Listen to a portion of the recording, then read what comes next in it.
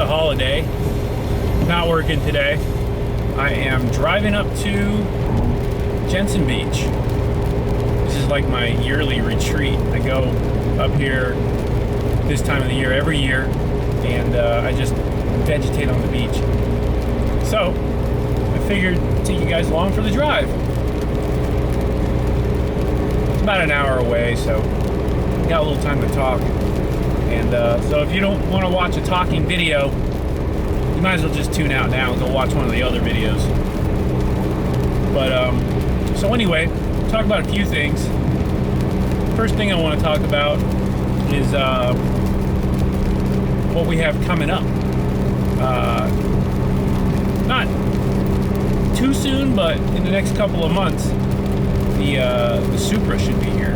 We got a Supra that we ordered from Australia about I want to say about 6 months ago.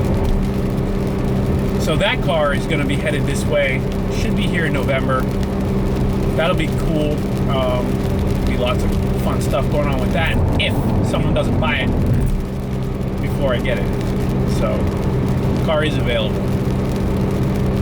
It's an RZ 6-speed with a bunch of stuff done to it. So pretty cool car. So that car is definitely going to be fun. I know a lot of you guys wanted me to get a Supra, so we'll have that coming. And hopefully that'll spark some projects up. Also, in the meantime, I'm looking at a couple of FDs right now. So, whole thing with the FD, in case you guys don't know my backstory on my personal cars, I had an FD. I had one for 13 years, actually. So, if you knew me not was that a long time ago, but if you knew me back in the day, everybody knew me by my RX-7s. I had an FC, a red FC, Turbo 2, and then I had the FD also. So, between those two cars, that was like the bulk of my automotive experience growing up. So the FC I bought in 98, 97, 98. And that was an 87 Turbo 2 that I upgraded. I did a bunch of stuff to it. But long story short, it was like a low 13-second car, high 12-second car. And I cut my teeth on that car as far as pulling motors and things like that. I pulled the motor out of that car, took it apart a couple times. Just Rotary experience. So that car gave me like a lot of courage as far as other cars go, because Rotaries are somewhat finicky and a little bit fragile tuning wise. You have to be very precise with them. They have split timing because they have a leading and a trailing spark plug that both have to fire with very precise coordination. Oh, look at this. Wow. Roberto, yellow. That's cool. So, anyway, yeah, so the Rotaries are very precise cars. They have to be tuned very precisely. And that's kind of their MO. They're easy to hurt. But what's cool about Rotaries is when you do break them, a lot of times you can still drive them. So I broke the first motor. I went through a bunch of motors, I ain't gonna lie. But at least they were mine. I broke the first motor, and it really kind of wasn't my fault. It was an old motor. I bought the car wrecked, and I fixed it up myself. Well, not fixed it up myself, but I had my buddy do the repairs and stuff, so it was my car during the whole repair process. And the motor, while the car sat, locked up. It was frozen from corrosion. I don't know how long the car was sitting before I got it, so I was anticipating having to replace the motor from the get-go. I bought the car for like $700. I think it was $700, maybe even less. But regardless, I planned on replacing that motor, and luckily, one day I was out there with a big breaker bar just trying to make it break loose, and I got it to break loose. I poured some transmission fluid in the intake ports, worked it loose, finally got it loose, but clearly that motor had a bad start after that, so it wasn't in the best of shape. And again, you know, I was younger, I was like 18, 17, so I didn't have the experience that I have now, and I beat it up pretty good. So that motor lasted about a year and a half, 2 years after that, which was fine. It got me around, but I ended up breaking it. And after I broke that motor, I replaced it with a JDM motor. It was a motor that came out of a pullout from Japan, out of a clip, and turned the boost up, maxed out that stock turbo, and I decided to put nitrous on it. Now I was going to the track with that car too, so it was running in the low 13s as it was, and then I put the nitrous on it. I never went to the track with the nitrous, but it was probably a low 12-second car like that, which was pretty quick back then. We're talking the 90s, so it was like early 2000 maybe.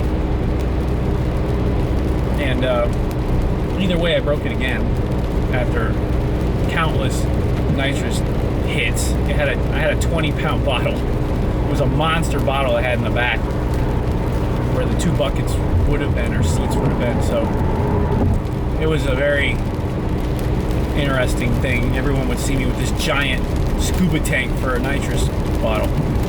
So anyway, got rid of that, and I got rid of the car eventually, but in the meantime I bought my FD. I bought the FD in 99, 2000, and the FD became like my car. It was the real deal. That's where I really started to get my tuning done. I bought a Power FC. I started tuning that. And on a stock Twins, I think I made about 330 to the wheel, something like that, which was pretty strong. But eventually it just wasn't enough. And I did hurt that motor as well. Originally, before I put the Power FC in it, I had a Haltech F5. For you old school guys, you'll know what that is.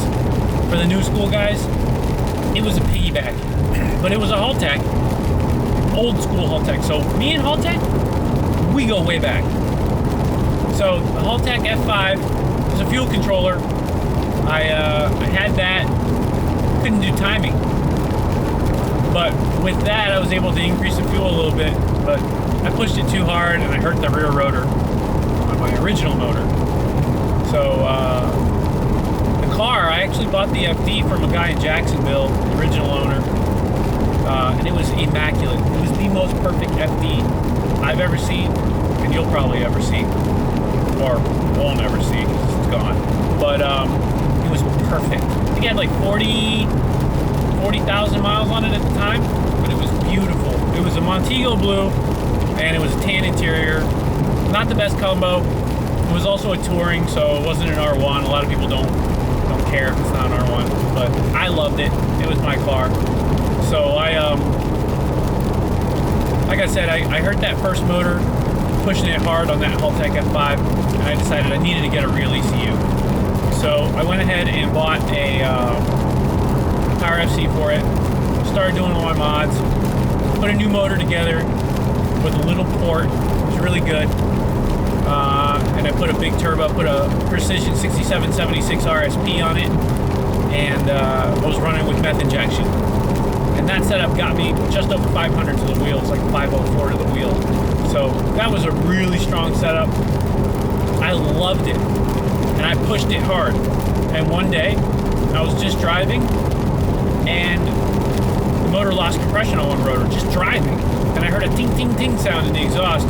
Turns out one of the corner seals, or one of the parts of the corners of the apex, a little triangle part, somehow it fell out. I'm guessing the motor just wore out, the springs got relaxed, whatever. That fell out. That was a letdown. At that point, I was like, you know what? I'm done. That was the second motor in that car.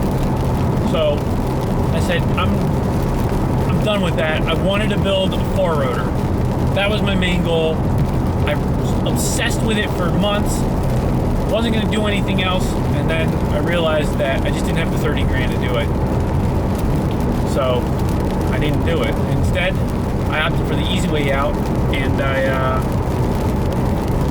did an LS2 in it. So it was a great setup.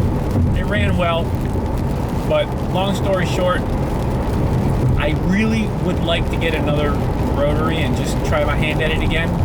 So stay tuned for that. And I hope you're still with me watching this video. I'm getting on my exit here soon, so I'll let you guys go. But stay tuned for more info on that. I am looking for Rotary stuff, and hopefully you guys like what I'm setting up. See you guys in the next one.